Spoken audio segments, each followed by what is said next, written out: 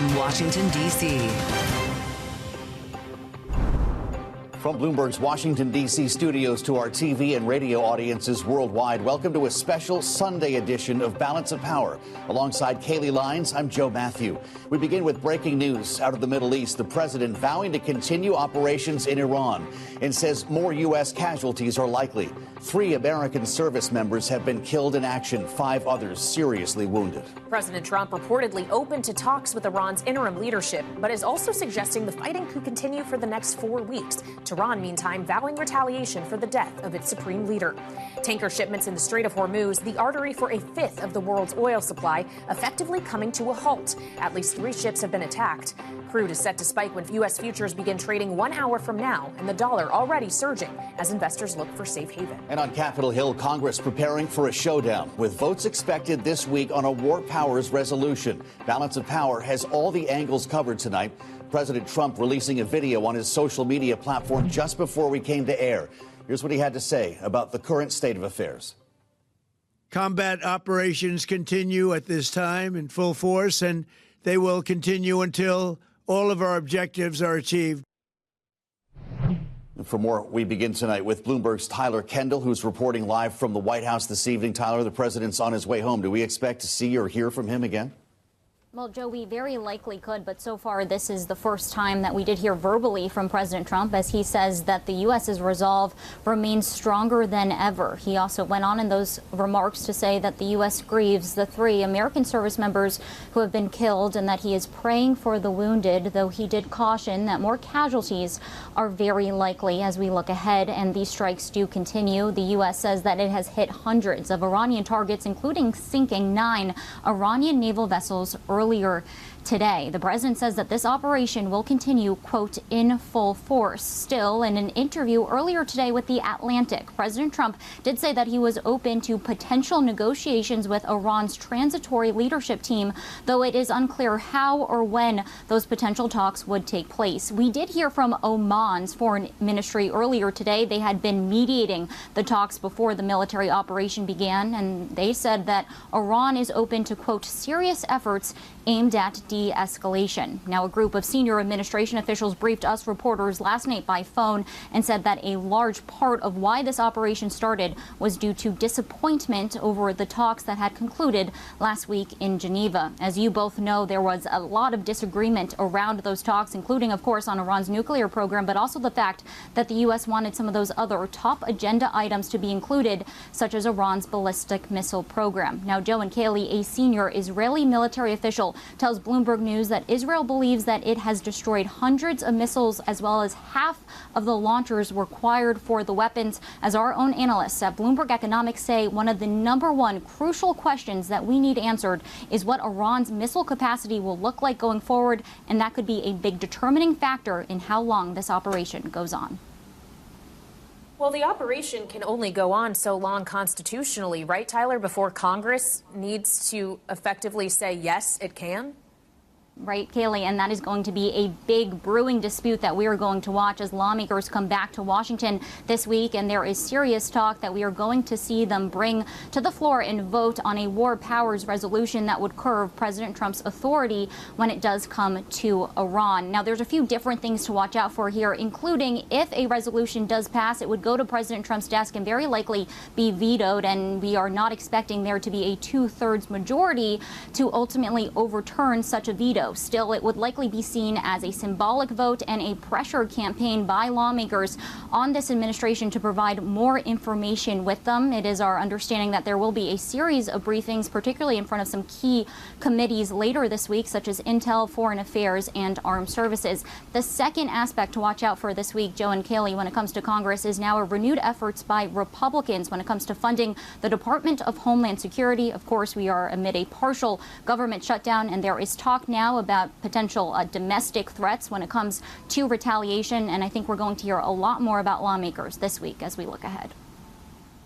All right, Bloomberg's Tyler Kendall, thank you so much. We'll be checking back with you later this hour, but now joining us is a lawmaker. Republican Congressman Darrell Issa of California is with us. He is vice chair of the House Foreign Affairs Committee. Congressman, thank you for being here on Bloomberg TV and radio. Given your vice chairmanship and the role you have in the House, can you tell us definitively what objectives the president is trying to achieve here, as he says these operations will continue until we have concluded and reached all of our objectives? Well, I can only speak for the long history of what America has passed through the Congress in the way of statutes and resolutions. And I might start by reminding everyone that there is no constitutional ban on the president continuing this fight. There's a statute called the War Powers Act that has never been constitutionally tested. So it may well be that the president could continue for a protracted period of time. That being said, I take the president at his word that he wants to get in, get it done, get a replacement government that we can work with. But get what done, Congressman, I guess, is the question. What is it that we are trying to get done? Well, for 40 plus years, Iran has threatened its neighbors and it's exported terrorism. Nuclear was simply an ambition so they could do that with impunity. And the reality is that although we've stifled their ballistic missile program, as you're seeing today, hitting targets throughout the Gulf, is still very much intact. So one thing is reducing or eliminating that threat. The second one, quite candidly, is when the president made a determination that he could not work with, and he was not going to have negotiations in good faith with the current heads of government, that they were simply buying time as they had done for almost 50 years.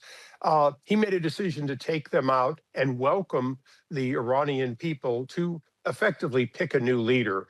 Will that be a leader we choose? No. Will it be a wonderful democracy? Unlikely.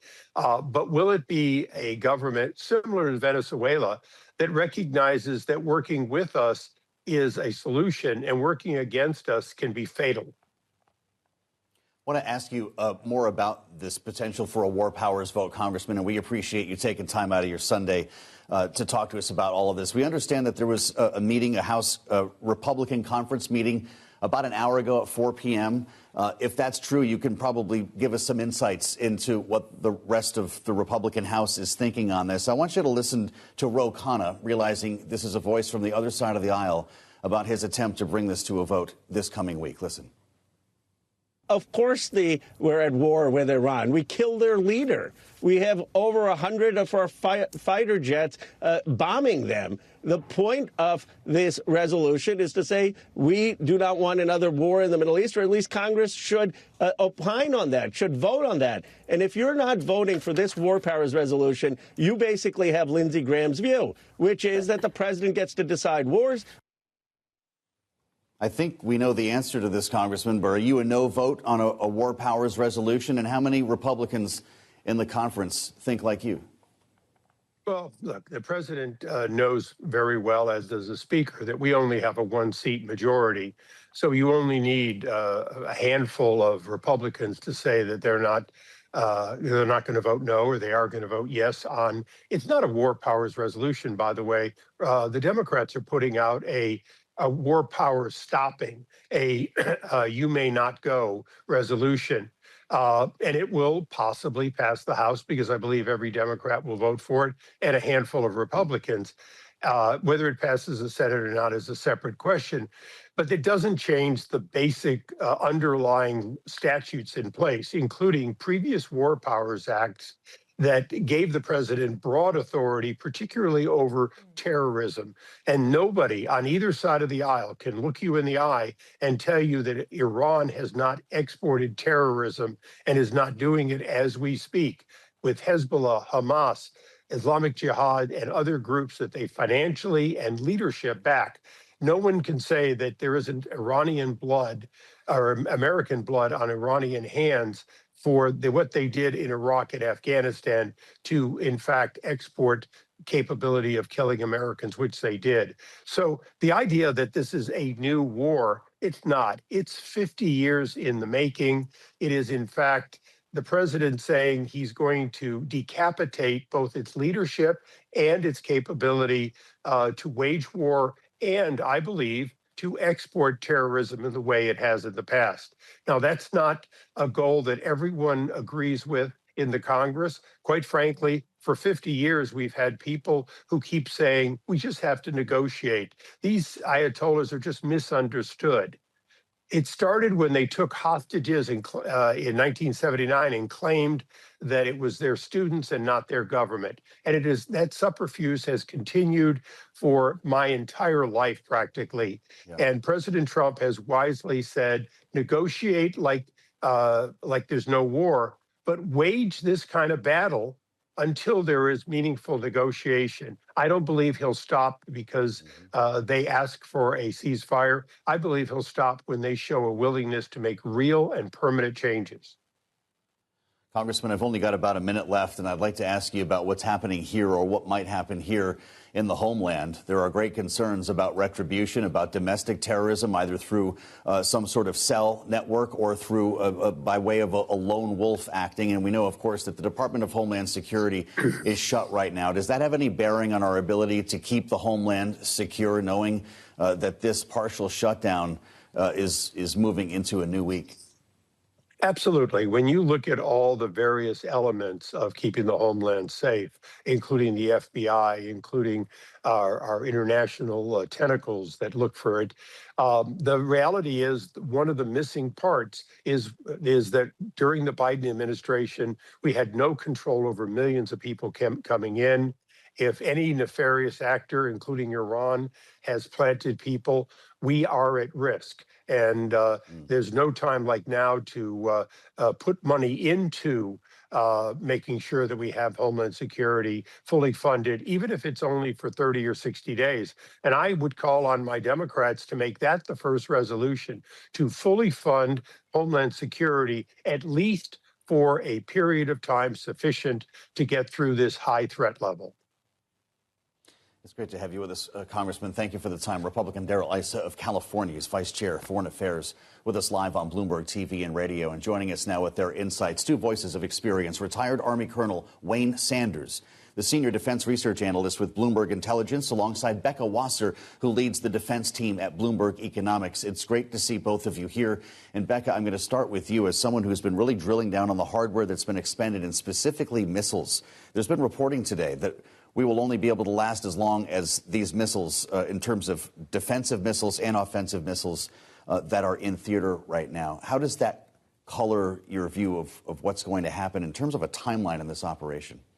I think the president has set out that timeline already for us. He said that he envisions this operation lasting 4 weeks at most. And for him, that's on the long side of things. But I think what you're pointing to is the fact that there are very precious few air defense missiles in the region that are being used in great demand because of all of the Iranian short-range missiles that have been thrown at U.S. bases in the Gulf, as well as the drones that are coming through, including those Shahed drones that are akin to the ones that we've seen on the battlefield in Ukraine that Russia has used. So at the end of the day, there's only so many air defense interceptors, but that also really depends on the missile depth that Iran has as well. And there are some open questions with that.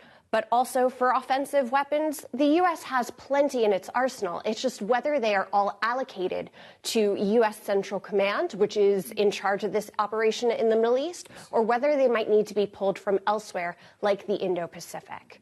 Well, and so when we think about, Wayne, what our offensive weaponry is targeting, President Trump has declared today that we have sunk 9 Iranian naval ships, and he wants to continue until their navy is wiped out. What is the significance of going for Iran's naval assets in addition to all of our targets on land?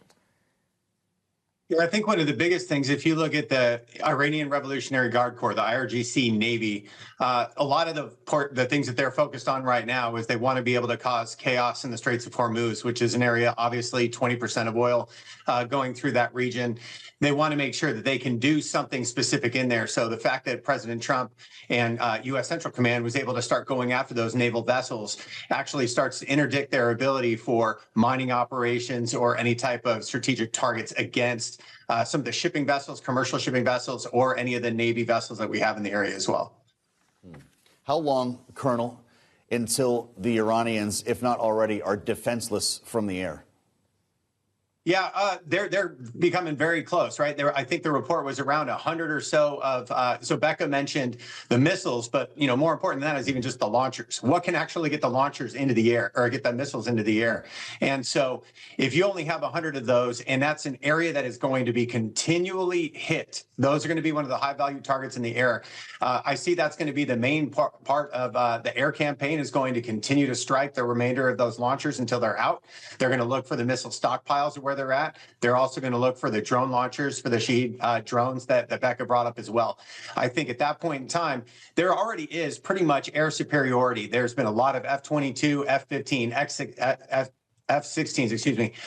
in the area, as well as F-35s. There's over 200 Israeli aircraft that have been part of this, and 120 U.S. aircraft. So you've got a lot of air supremacy already in the area, and they're continuing to bombard those defenses. Becca, just quickly, what about the other Gulf states that have found themselves targeted by Iran's retaliation? So they've got a great deal of air defenses, largely equipment that they have bought from the United States. And these include Patriot air defense systems, as well as THAAD terminal high altitude defense systems. And they have been using these to pretty great degree. If you look at the number of missiles and drones that have been sent across to the UAE, for example, is over 500 missiles and drones, I believe. They have been able to intercept most of those.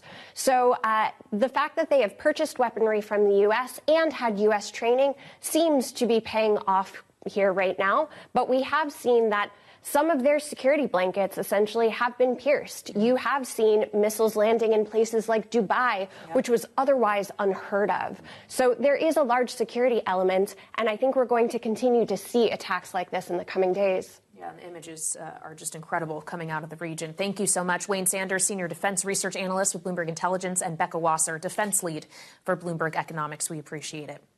Now, we want to check as well on how global markets are responding, as we have less than an hour to go until futures open here in the U.S. So for a special edition of Power Moves, we turn to Bloomberg's David Ingles, who's joining us from our Hong Kong bureau. David? Yeah, good morning from the Asia Pacific. I guess a time check to your point would be relevant at this point in time because we're about 45, give or take, minutes away from, major proxies coming online. And as far as what we can glean early in the Asia Pacific, it's a clear wave of risk aversion, particularly when you look at the currency market. And again, the major caveat here, it's early, it's Monday, so liquidity or the lack of can be an issue here. But as you can see on your screens here, right? So the yen is up against everything, with the exception of the Swiss franc, which is classic and textbook risk aversion in the early goings. What also, in terms of proxies right now, we can glean is when you look at the bond markets, Aussie bond futures are also quite bid right now, which I guess underscores the aversion or this flight to havens. The equity markets are coming online staggeredly, of course, over the next couple of hours in the Asia Pacific. We have Australia coming online in the next hour, along with, to your point, U.S. futures. The hour after that, so in about an hour and 30 minutes, we have Japan and Korea coming online. When you look at futures, unsurprisingly, we are looking at declines here across the futures contracts. Just to note as well, New Zealand is already up and running, the cash market, and one stock within that, which I guess is an indicator of, one sector we'll be tracking very closely, travel-related stocks. So this is the airport stock that's trading right now. Airlines and all things energy and gold will be very much in focus when things really fully come online in about a couple of minutes or so. So yes, we'll keep on top of these markets. It's Monday here in the Asia Pacific, and we're bracing for the market sell-off here. It's going to be something. Bloomberg's David Ingles. We thank you, David, reporting live from Hong Kong. And we'll check back with you to that end a little bit later on this evening for a closer look now at the energy sector. We bring in the voice of Clayton Siegel, Senior Fellow in Energy Security and Climate Change at the Center for Strategic and International Studies, CSIS. It's great to see you on this Sunday. Thanks for joining our conversation. How concerned are you about the prospect of $90, $100 barrel oil? I think that those price figures are definitely on the table based on what we've seen so far this weekend and what the president is messaging in terms of the potential duration. And if we're talking about 20 million barrels a day of crude and refined products that have already been bottlenecked in the Arabian Gulf and the prospect of having this go on for a month, I mean, That's 600 million barrels that could potentially be deprived to buyers around the world. That's basically a week of no oil. Wow. And so it really has a formidable effect on price formation, as I think we're about to see when markets open. So OPEC Plus obviously is planning to hike supply more than at least they were initially anticipating. Russia, Saudi Arabia will be adding 206,000 barrels a day in April.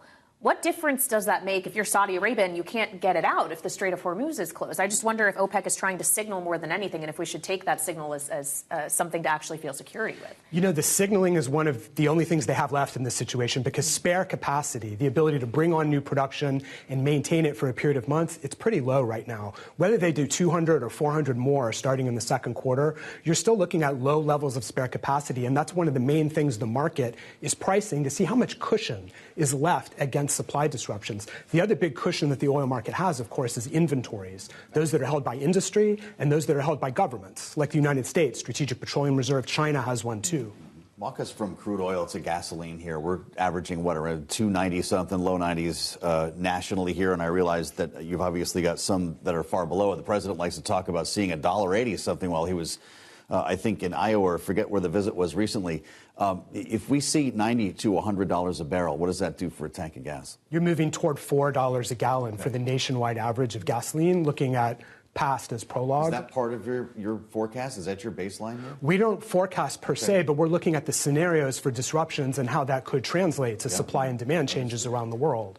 Well, so if we're thinking around the world, obviously there's the domestic consideration here in the U.S., but if you're China, a big buyer of Iranian crude, you could potentially be set for some of the most disruptive at all in terms of the markets in which you're buying oil from, right? How can China fill that void? I think China has an outsized concern here. I would imagine that strategists in Beijing are really concerned at what they're seeing, because they depend on substantially 45% of their imports of crude come from the Gulf. Almost all Iranian does go to China, and they're just coming off the heels of this whole episode in Venezuela.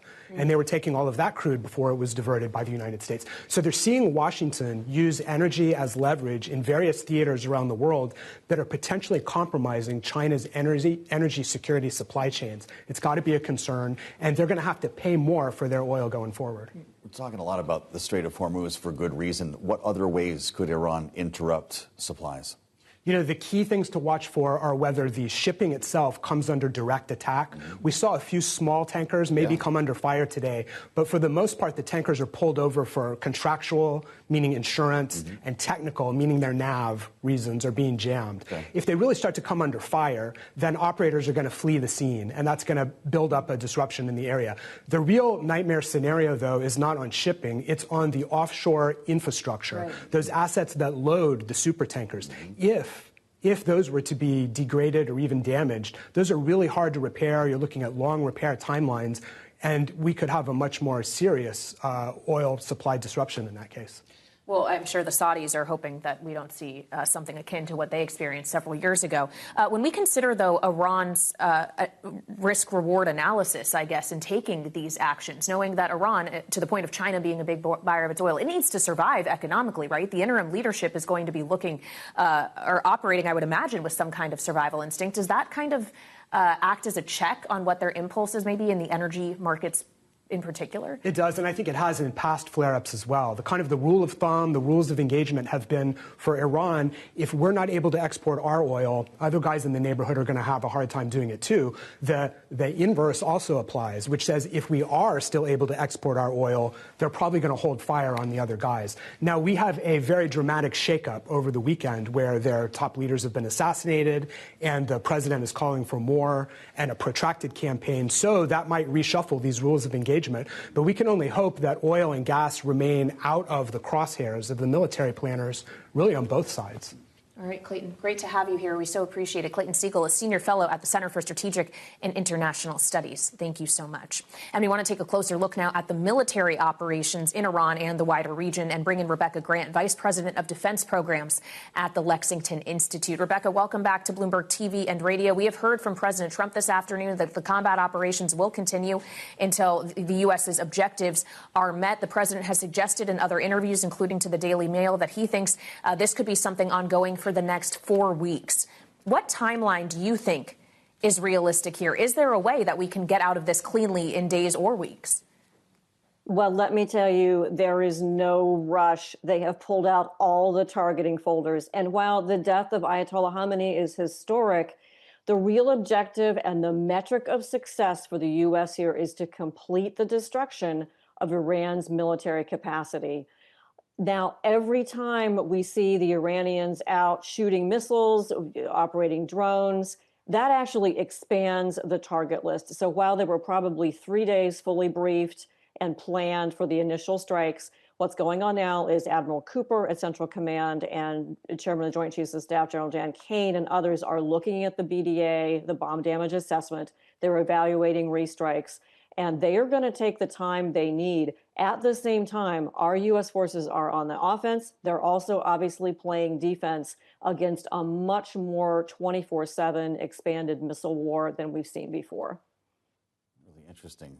Dr. Grant, I'm curious your thoughts on what comes next here from a number of standpoints, including the point to which Iranian defenses will be totally depleted. We heard from the former Secretary of Defense, Mark Esper, who suggested that that could be imminent. Is that a goal in itself?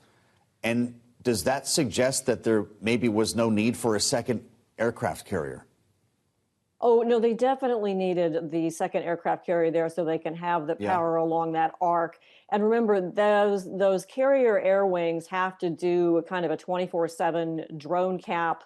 And we need all those fighter assets to do that. As far as the airspace, hey, obviously, U.S. and Israeli aircraft can get in there anytime. So that is an open airspace in terms of attack planning. It is never going to be 100% safe. And every aircrew coming back is going to debrief on what they call Sapphire, any surface-to-air missile fires, anything they think they saw, any electronic indications they picked up. That's going to continue. But basically, that airspace is open for targeting. And the fact that some of this began in daylight really confirms that.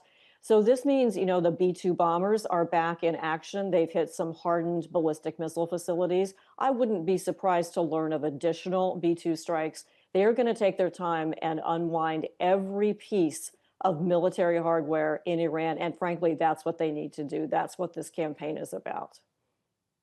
What about Iran's nuclear program? Obviously, the president has contended it was entirely obliterated in the U.S. attack last June. He said they were trying to reconstitute that program, which is what in part inspired this action from the U.S. now. But Rebecca, do we know that that actually can be entirely eliminated? The midnight hammer strikes in June did eliminate Iran's ability to process at that higher level and to create an actual weapon. Now, what didn't happen, there are about 972 pounds of highly enriched uranium. This was a big deal during the negotiations. Iran refused to give it up, ship it out of the country, have the inspectors come in, anything like that. When you've got highly enriched uranium sitting around, you can always make a crude or dirty bomb. But basically, the B-2s did their job last summer. The ability to make a warhead mated to a delivery system was completely obliterated. What's going on now is continued destruction of any of the additional test sites. You know, Midnight Hammer took out the really critical objectives. This is just going to clean up everything else. The ballistic missile sites, as you all have been talking about, are spread all over the country. It's a sprawling target set. It's very technical, and this is the moment. You know, President Trump has correctly seized the moment. And frankly, Iran's revenge attacks on Gulf state civilians, strikes directed against our U.S. servicemen, really show you why this missile capability has got to be eliminated. Just lastly, Dr. Grant, is there anything left of Iran's Air Force? Have they been able to put anything in the air, or could they still? There was a report of 2 aircraft trying to take off from Tabriz. Don't know. Maybe they're newer Su-35s. Air Force was pretty old, pretty much a non-factor over the past few years. And after this, I would say anything remaining has been completely destroyed. No old Tomcats to throw up in the air? That's not happening? Right. They had them for a long time, but no, you know, all that is gone, and those F-22s will pick it up. And I tell you, such a good job on the B-2s, and you can see why the Air Force just last week accelerated the replacement, the B-21 radar program. They're going to build that 25% faster so we can get more than 19 stealth bombers. And boy, do we need them. Wow. Well, we were looking forward to comparing notes with you and appreciate it as always. Rebecca Grant, Vice President, Defense Programs at the Lexington Institute. We thank you. Joining us now with insight into how the Middle East is responding, Bloomberg's Abir Abu Omar, who is reporting live from our London bureau this evening. Abir, what do you have your eyes on?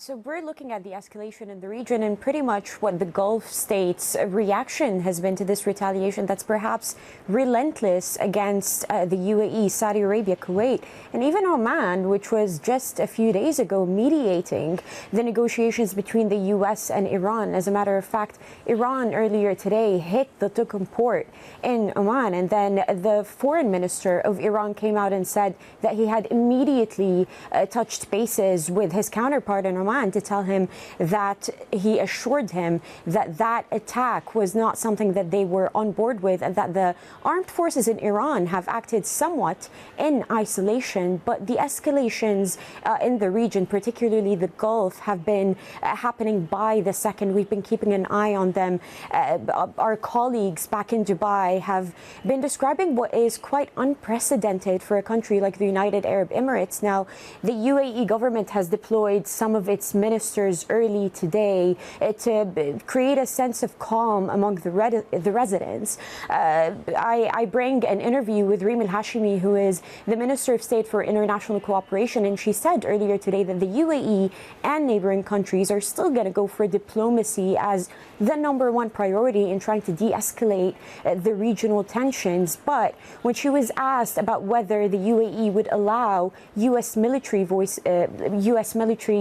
bases to strike Iran, she said, if that's what it comes to, then that's what it comes to, which is quite a shift in tone from what the UAE had said earlier about not allowing the U.S. to use its airspace for attacks against Iran. But she did say that the ball is in Iran's court. But just to note here that Gulf states, including the biggest two, the United Arab Emirates and Saudi Arabia, are calling for de-escalation. That is the priority, a return to diplomacy. A presidential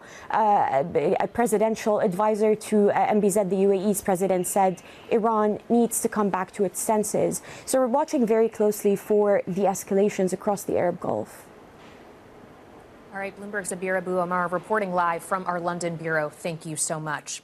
And joining us now with more on her reaction to the weekend's events and the ongoing operations in Iran and the Middle East, Democratic Congresswoman Madeleine Dean of Pennsylvania, who serves on the House Foreign Affairs Committee, is here with us on Bloomberg TV and radio. Congresswoman, thank you very much for your time. You put out a statement yesterday calling this action one done without the constitutionally mandated consultation of Congress. I would imagine that means you would be supportive of a war powers vote. My question to you, though, is knowing that President Trump just this afternoon said that it is expected or likely that more American lives could be lost, that we could see additional casualties in this. Would a war powers vote put any limitations on our ability to be flexible, to conduct these operations in order to protect American troops who are in theater?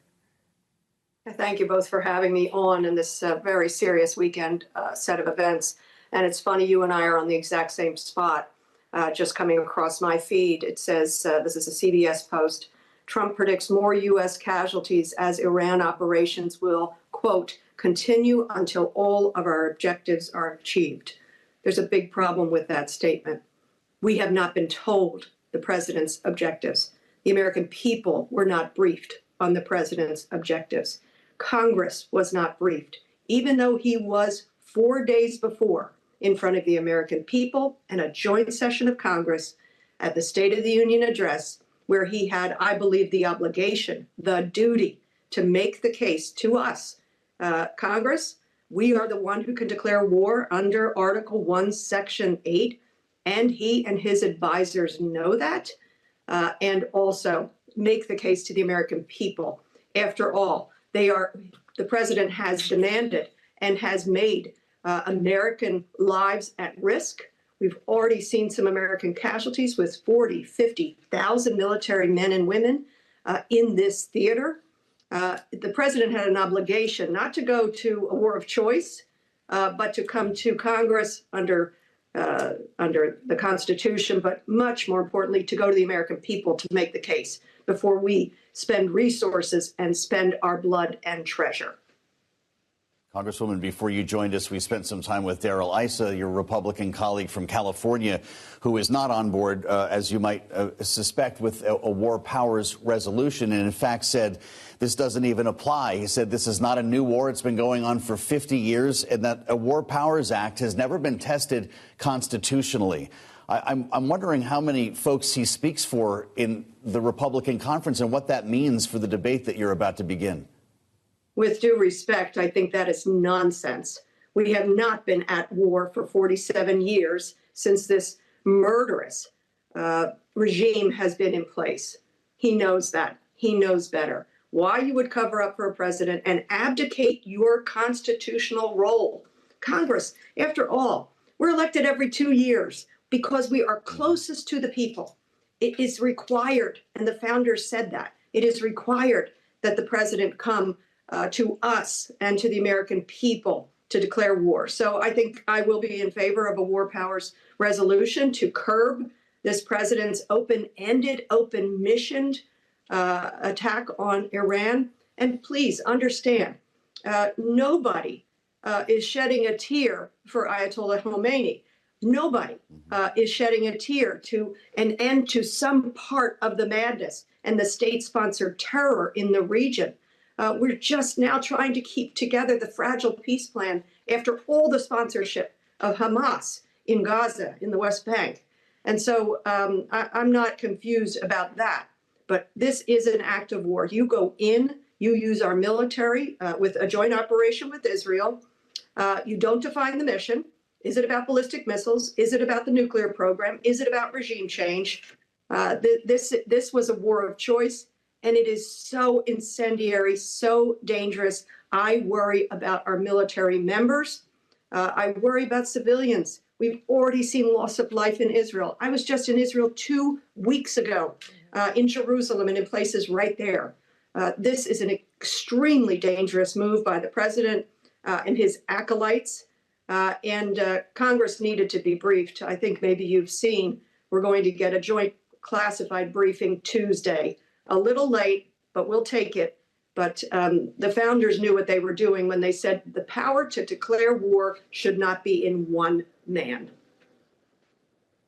Well, when we consider Iran and the one man, well, many men who've been taken out, but the supreme leader, of course, is taken out, who was the head of what you described as a murderous regime. So as you talk about how dangerous this moment is now, is the world not safer because he is dead?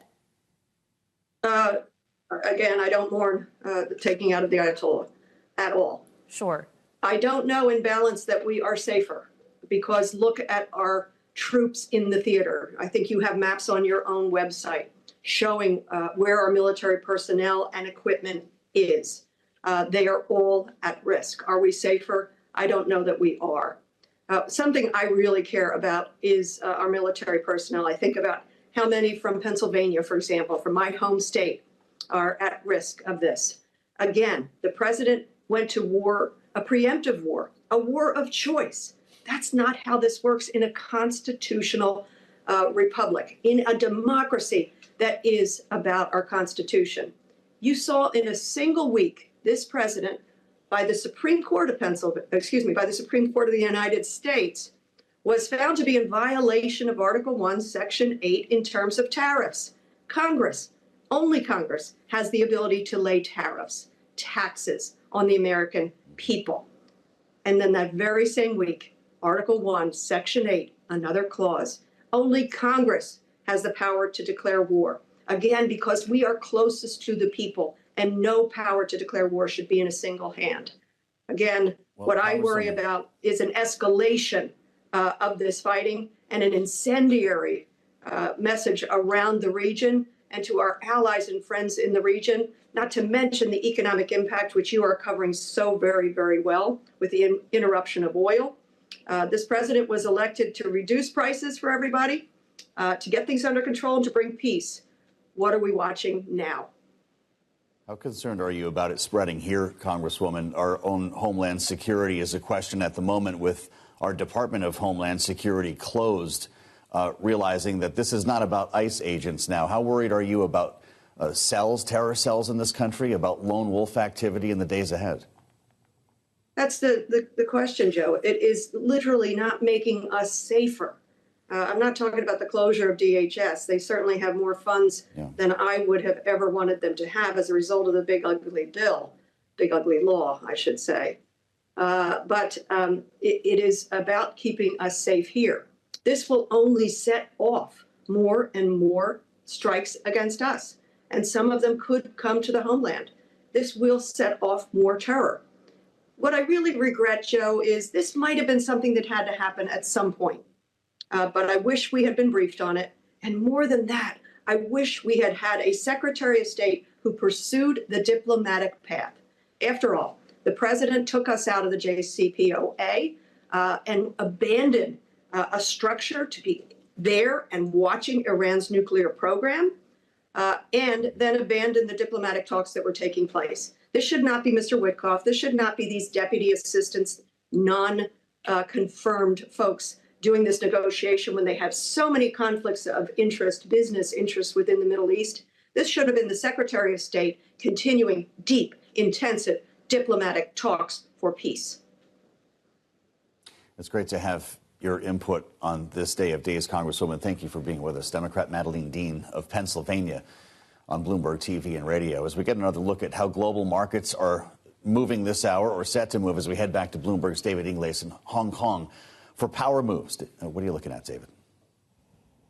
Yeah, I mean, we will really get perhaps the best indication of the mood of markets in about 20 minutes when everything from U.S. futures, Treasury futures, Australia cash markets come online. But the early indications are it's not going to be a pretty open as far as risk assets go. The currency markets are the earliest window into appetite right now. And it's clear from this specific cross-asset proxy is, you know, the yen is bid. The Aussie is underperforming substantially. Bond futures in Australia, 3 and 10-year on your screens, are seeing some upside. It's yields down across the board where you do have cash bonds trading right now. So that's Australia and also New Zealand. Now, speaking of cash markets that are up and running, New Zealand is already up and running. In fact, let's flip the page, please. Have a look at how that market is trading. So we're down over 1% on that early benchmark. Within that, we've been tracking the stock, Auckland Airports, which is, I guess, a proxy of how travel-related stocks in that entire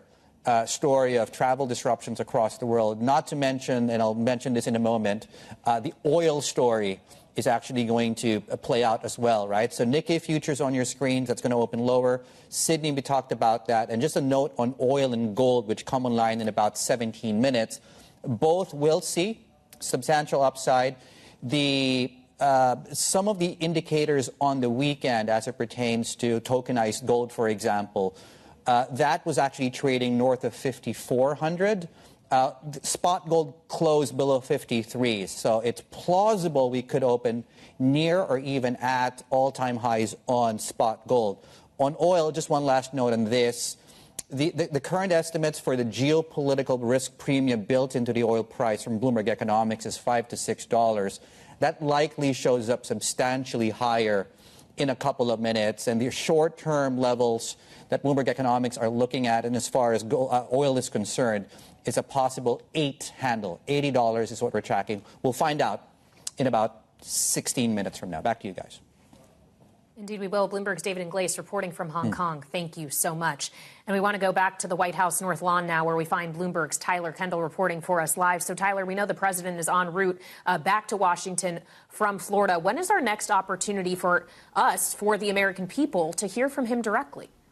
Well, Kaylee, at this point, we haven't gotten an update from the White House on whether or not something else will be added to the president's schedule or if indeed he will brief reporters aboard Air Force One. So at this point, we're going to wait for the president's schedule and week ahead to come out. Though, of course, as you've been covering, we did hear from him in that video statement within the last hour where he said that the U.S.'s resolve remains stronger than ever. We also got confirmation from the White House earlier that President Trump is keeping in close contact with regional allies. allies, including holding phone calls earlier today with Israeli Prime Minister Benjamin Netanyahu, as well as leaders in the UAE and Bahrain, as Bloomberg News reports and is tracking closely that we are starting to see those container ships be rerouted across the Persian Gulf. It's going to be something really critical that we pay attention to as we watch this operation potentially escalate, as President Trump says that it will continue in, quote, full force. U.S. CENTCOM is releasing additional details on the Iranian targets that have been hit,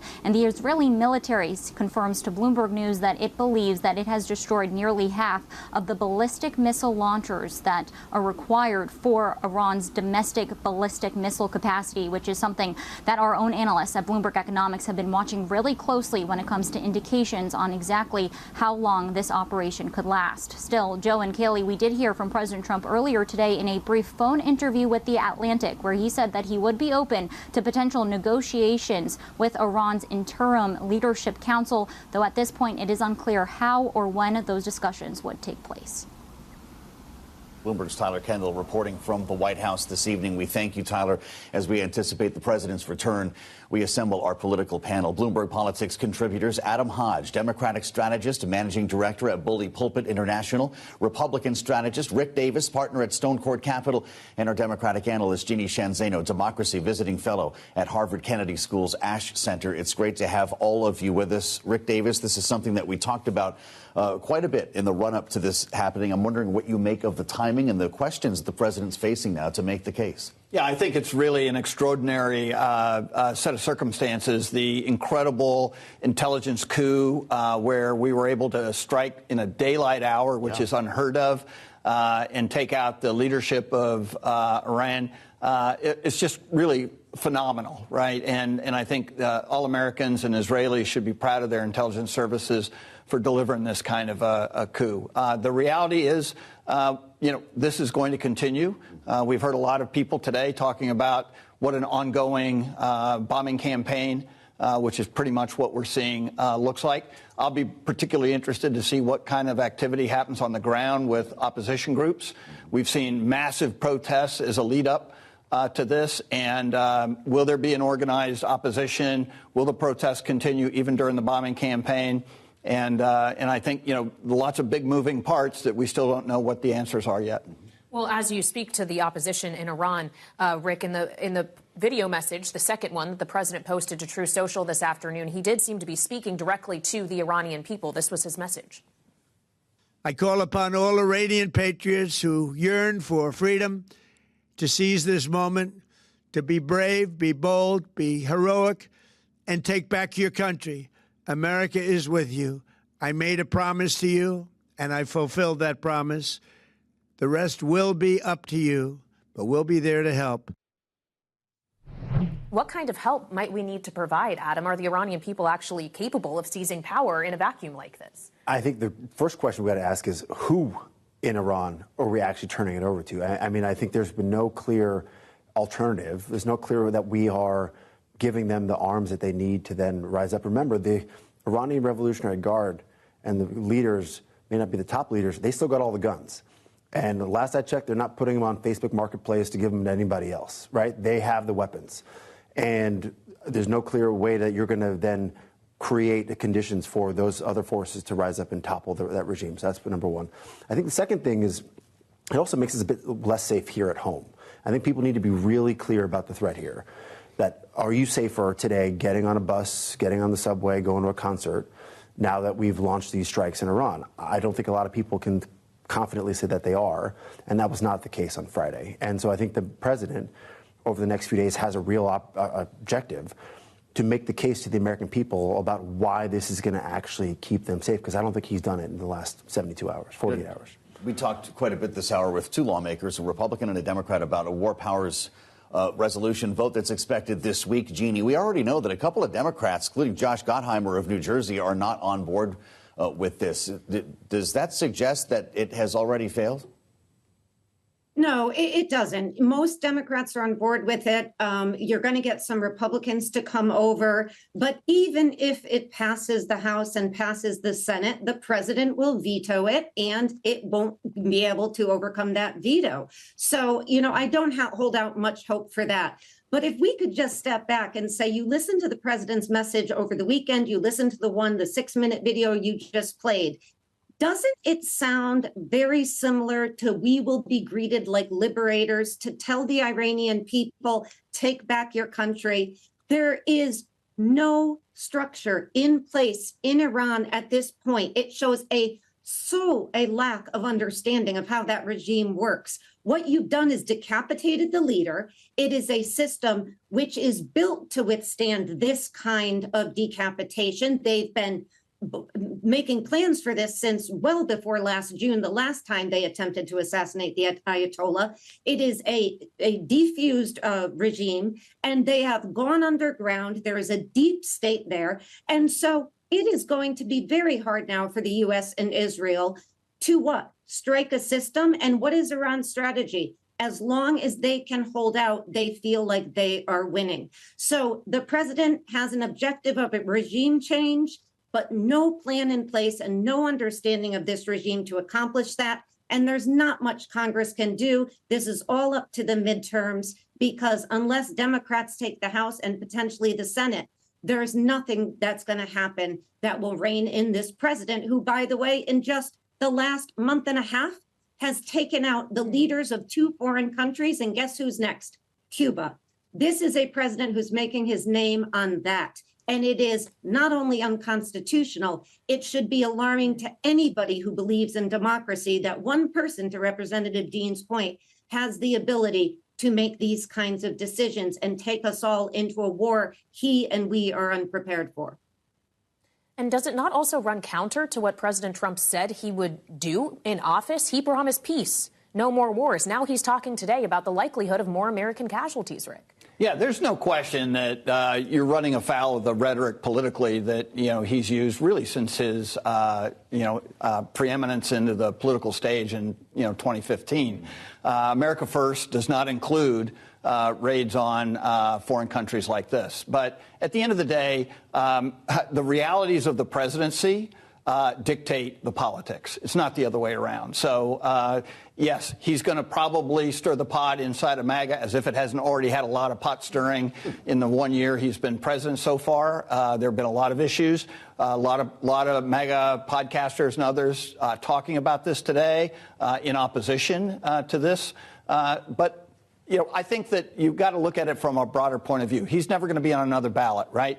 Does he want MAGA? Does he want MAGA to succeed in the future? Sure, but he's not going to diminish his role as commander-in-chief and as president of the United States to make a political calculation as to whether this is good for me. I mean, at the end of the day, the person who seems to really be at the short end of the stick is the vice president, not even included in the run-up to this attack in Iran, sitting in the command center in the White House while everybody else is in Mar-a-Lago controlling the outcome. He's going to have some explaining to do, because he does have a future that he's interested in politically, and it includes getting MAGA on his side. Where is he on this? Adam, our listeners and viewers should know that you were a spokesperson for the National Security Council in the Biden administration, and I'm curious your take on the way this has been communicated. That was your job, to deliver the message, the decision, the rationale. So far, there's been no Oval Office address. We got a video in the middle of the night where the president was wearing a ball cap. And then we got the updated video today. Same podium down at Mar-a-Lago, wearing a suit and tie, a slightly different vibe. But no interaction, no sort of formal address. Is this the way we do things now? Well, it's the way we do things in some respects. But I take a step back. I think it's a missed opportunity. On Wednesday, the president had 30-odd million people watching the State of the Union. And he didn't really lay out a strategy. Rick, you'll remember when George Bush was leading us into the war in Iraq, he at least asked for a joint session of Congress and spoke to the American people about what his vision was. And so I think that's why there is an increased both tail risk for America's security, but I think there's a tail risk for the president's politics, because he has not made the case effectively for what's in it for the American people. And comments like, that's the way it is when talking about people's lives that are lost. That's not going to ring too great for the husbands, the wives, the sons, the daughters who aren't coming back from this war in Iraq. Ad lib around the script but again, that gets to the messaging of why you put the president. It may have been, but it gets to, again, why you put the president behind the Resolute desk, offering a clear, concise message for what is in it for the American people, and he has failed to do that so far. Well, when we consider the American people, Jeannie, a new poll, a snap poll really out from Morning Consult in the aftermath of these strikes was interesting. It found basically the nation is split as to whether or not the strikes were necessary on Iran. But when you start talking about the economic vulnerability that they could create, 63% said they are concerned about gas prices. And when those costs were made explicit, only 18% favor continuing involvement. Ultimately, I know you were talking about how Congress can't act as a check here. Can political and economic reality perhaps provide a check?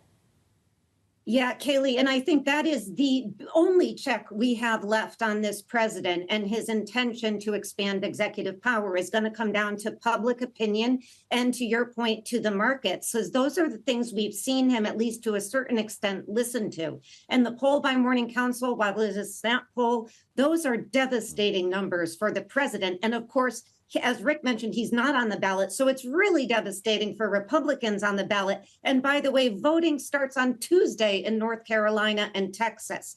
And, you know, just to go back for a minute, if the president and the administration really want to change the regime in Iran, you've got to take the people of Iran with you. And yet, what did they do? Not only hasn't he shared with us what the objective is or taken us along, they cut Voice of America. Soft power matters in these things. The people of Iran today, you know what they're watching? They're watching that the United States and Israel bombed school children and killed them. That's all they're seeing, because in their infinite wisdom, Carrie Lake, who's in charge of Voice of America, has decided to destroy that. This is a regime in the United States that has run amok of its own stated purposes. And that's an enormous problem if his real goal is to help the Iranian people and to change that regime. We've only got about a minute left, Rick. Crude oil futures are going to be opening with other futures contracts in just a couple of moments. How big of a story is this going to be if we see what Clayton suggested, the potential for $90, $100 a barrel oil? Yeah, I think it's still very early in this exercise to make predictions as to what the Strait of Hormuz is going to be like a week from now. You still have more attacks that are going to occur both by Iran and by the coalition of the U.S.